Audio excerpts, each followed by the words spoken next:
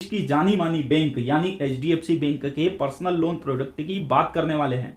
तो यदि आप पर्सनल लोन प्रोडक्ट के बारे में जानकारी चाहिए, साथ ही आप इसकी खासियत, डॉक्यूमेंट, ब्याज और चार्जेस के बारे में जानकारी चाहते हैं, तो आपको यह वीडियो पर्सनल लोन के लिए कैसे अप्लाई कर सकते हैं और आपको किन किन बातों का ध्यान रखना बेहद जरूरी होता है।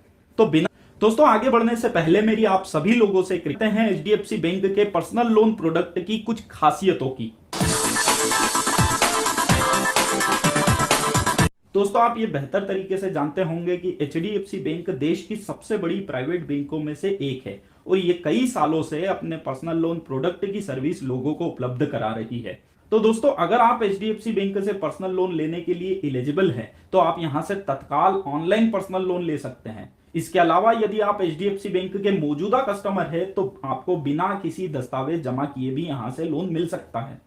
एचडीएफसी बैंक के पर्सनल लोन को इसका आकर्षक ब्याज भी इसे और खास बनाता है और तो और इस लोन का रिपेमेंट भी आप आपकी सुविधा के अनुसार कर सकते हैं। एचडीएफसी बैंक के पर्सनल लोन की सबसे बड़ी खासियत यह है कि आप यहां सीधे ऑनलाइन एप्लीकेशन करके आसानी से लोन प्राप्त कर सकते हैं और आपकी सुविधा के लिए पर्सनल लोन के लिए अप्लाई करने की डायरेक्ट लिंक इसी वीडियो के डिस्क्रिप्शन में दी गई है। आप वहां जाकर सीधे इस लोन कैसे आवेदन करने के साथ ही साथ आवेदन करने में रखी जाने वाली सावधानियों के बारे में जानकारी होना जरूरी है, ताकि आपको आसानी से लोन मिल सके। ये सभी जानकारी हम अगले कुछ पॉइंट्स में है। तो सबसे पहले जानते हैं बैंक से पर्सनल लोन लेने में लगने वाले दस्तावेजों की जानकारी।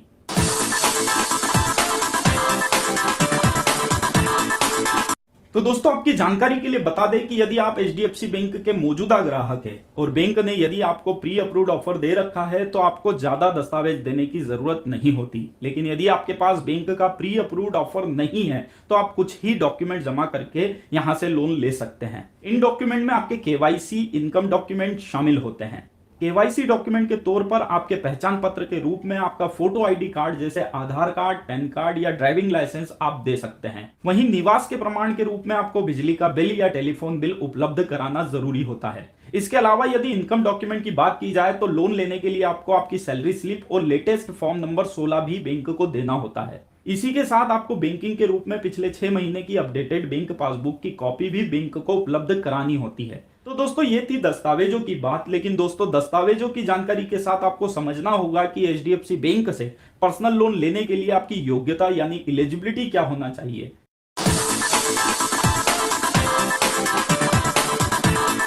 दोस्तों एचडीएफसी बैंक से पर्सनल लोन लेने के लिए आपकी योग्यता यानी एलिजिबिलिटी की जानकारी देने से पहले आपको बताना चाहूंगा कि मैंने इससे पहले भी एक वीडियो एचडीएफसी बैंक के एचडीएफसी बैंक से पर्सनल लोन लेने के एलिजिबिलिटी क्राइटेरिया की बात की जाए, तो कोई भी व्यक्ति जो प्राइवेट या गवर्नमेंट जॉब में है वो यहां से पर्सनल लोन के लिए अप्लाई कर सकता है।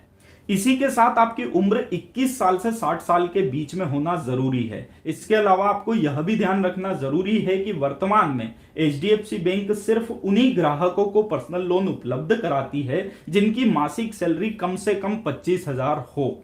इसके अलावा आपको एक बात और ध्यान रखना जरूरी है कि इस एलिजिबिलिटी क्राइटेरिया में आपकी जॉब की स्टेबिलिटी और अनुभव भी देखा जाता है। इसके हिसाब से आपको जॉब करने का कम से कम 2 साल का अनुभव होना जरूरी है। इसी के साथ वर्तमान जॉब में आपको कम से कम 1 साल का अनुभव होना अनिवार्य होता है। दोस्तों एचडीएफसी बैंक पर्सनल लोन देने के अपने एलिजिबिलिटी क्राइटेरिया में समय समय पर बदलाव करती रहती है। तो यदि आप यह जानकारी वीडियो पब्लिश होने के बहुत दिनों बाद देखेंगे कि पर्सनल लोन से जुड़ी जानकारी का किसी भी प्रकार का कोई भी अपडेट जानना है, तो आप हमें #HDFC बैंक लिखकर बैंक के पर्सनल लोन प्रोडक्ट की योग्यता यानी एलिजिबिलिटी की जानकारी के बाद आपको इसके ब्याज और अन्य चार्जेस के बारे में जानकारी लेना जरूरी है, जो अगले पॉइंट में हम देने जा रहे हैं।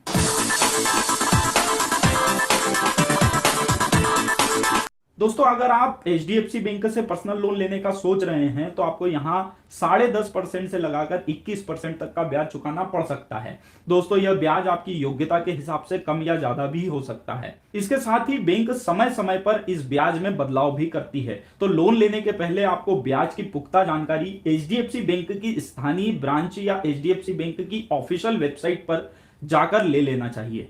दोस्तों ब्याज के साथ ही साथ एचडीएफसी बैंक से पर्सनल लोन लेने के लिए आपको प्रोसेसिंग फीस भी चुकानी पड़ती है, जो लगभग 1.5% से लेकर 2.5% तक के बीच हो सकती है, और ये फीस आपके लोन अमाउंट में से डिडक्ट की जाती है। खास बात यह है कि आपकी प्रोफाइल, इनकम और सिविल स्कोर ठीक ठाक है तो आप इस प्रोसेसिंग फीस को कम या माफ भी करवा सकते हैं, साथ ही ब्याज में भी कुछ कमी पा सकते हैं। लेकिन यह पूरी तरह से बैंक पर निर्भर करता है कि वे आपकी प्रोफाइल को कितना मजबूत मानते हैं।